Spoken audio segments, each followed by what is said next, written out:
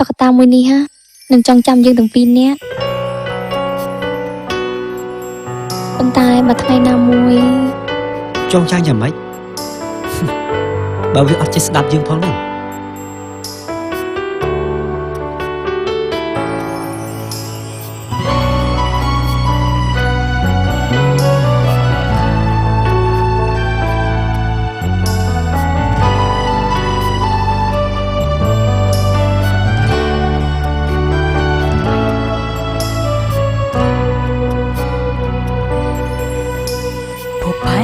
ធំធេងពេកហើយសម្រាប់3នាក់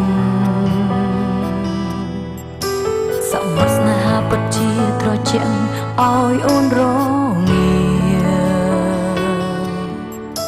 អូនមិនចង់ឃើញពីភាពឈឺចាប់នៃយើងគ្រប់គ្រាទើបសម្រេចចិត្តលាទៅឲ្យឆ្ងាយផ្លូវដែលពួកយើងបានដើរកន្លងចង់អៀតពេកហើយចំណោទស្នេហ៍នេះទុកឲ្យរូបអូនជាអ្នកដងសាយមើលថែរូបនាងឲ្យល្អណាស់បងទើបអូនសប្បាយសូមឲ្យអូនឃ្លាតឆ្ងាយទាំងចិត្តស្រឡាញ់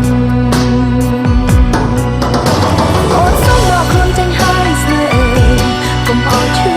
ចាប់កុំខឹងដែលអូនចាក់ចេញមិនប្រាំណាបងសុំលាញ់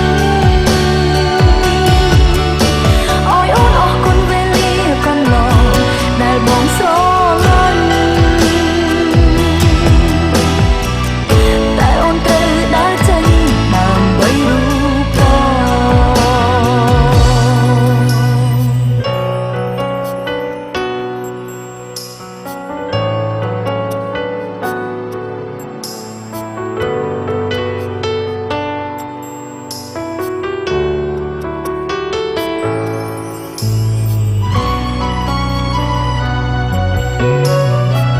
តកតាមួយនេះហានឹងចងចាំយើងទាំងពីរនាក់